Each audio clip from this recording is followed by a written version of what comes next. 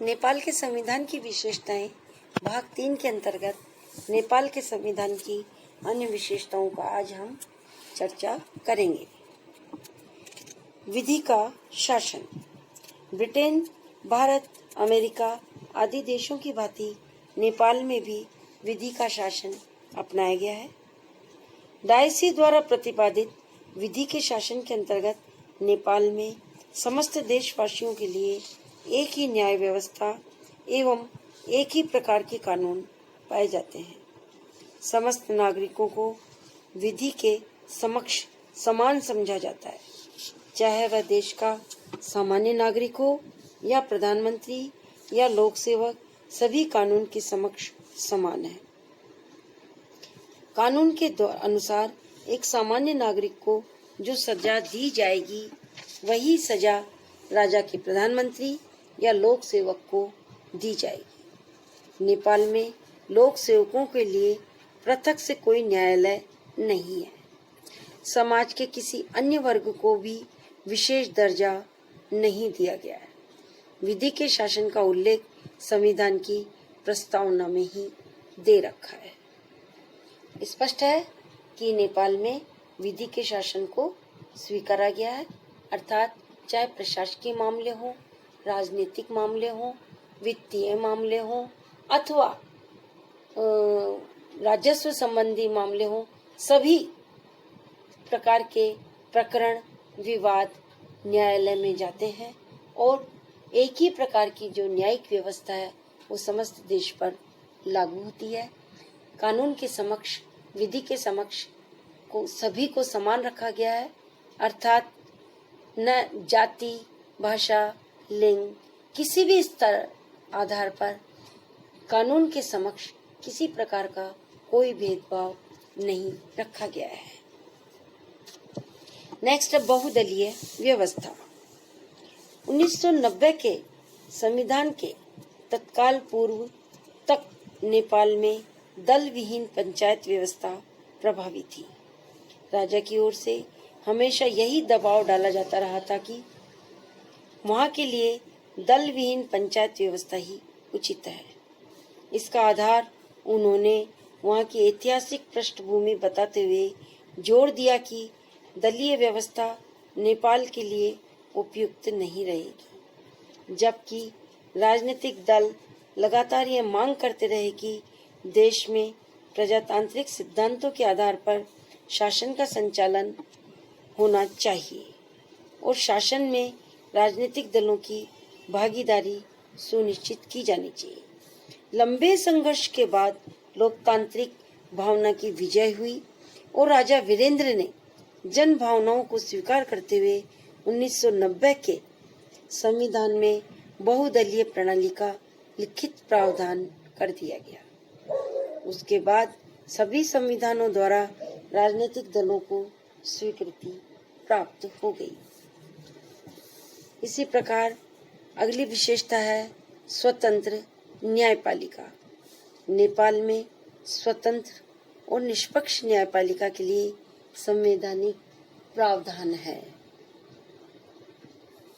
संविधान के अनुच्छेद 126 से 143 तक न्यायपालिका के संगठन, सरकार के अन्य अंगों से इसके संबंध, कार्य एवं निष्पक्षता आदि के संदर्भ में विस्तृत प्रावधान किए गए हैं। इस संविधान में सर्वोच्च न्यायालय, उच्च न्यायालय, जिला न्यायालयों का विस्तृत प्रावधान है। न्यायाधीशों की नियुक्ति, पदमुक्ति, अवकाश प्राप्ति के पश्चात लोक सेवा के लिए वर्जित रहने आदि के संबंध में ऐसे प्रावधान किए गए हैं कि इसकी कार्यप्रणाली पर कार्यपालिका एवं व्यवस्थापिका का अनावश्यक प्रभाव नहीं पड़ता। संघात्मक व्यवस्थाओं में ऐसी न्यायपालिका अनिवार्य होती है। इसी प्रकार अन्य विशेषता है धर्मनिरपेक्ष संविधान। हिंदू राष्ट्र से नेपाल बना धर्मनिरपेक्ष राष्ट्र बहुत लंबे काल से नेपाल को दुनिया का एकमात्र हिंदू राष्ट्र कहा जाता था। कुछ लोगों का कहना है कि हकीकत में हाल के कुछ वर्षों को छोड़ दें तो नेपाल कभी वास्तविकता में हिंदू राष्ट्र रहा ही नहीं। सही में देखा जाए तो भारत की तरह धर्मनिरपेक्षता ही नेपाल का मूल स्वभाव रहा। यद्यपि भारत की तरह ही नेपाल में हिंदू धर्म बहुत मजबूत है।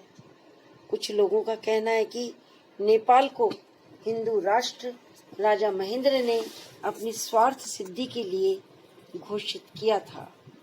महेंद्र का उद्देश्य था कि नेपाल को हिंदू राष्ट्र घोषित करके वे अपने को विष्णु का अवतार घोषित कर खुद को मजबूत करना चाहते थे।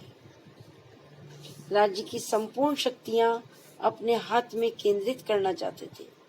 इस तरह नेपाल के हिंदू राज्य समर्थक और राजतंत्र का पोषक वर्ग ही एक प्रकार के लोग थे।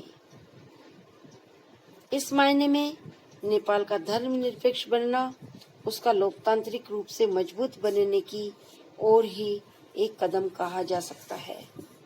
संविधान की प्रस्तावना में कहा गया है कि वर्ग, जाति, धर्म, क्षेत्र, भाषा, धर्म, लिंग आदि के आधार पर किसी के साथ भी भेदभाव नहीं किया जाएगा। जाति आधारित अस्पृश्यता को प्रतिबंधित किया है। संविधान के सम्मुख सभी नागरिक समान हैं, चाहे उनका धर्म व जाति कुछ भी हो।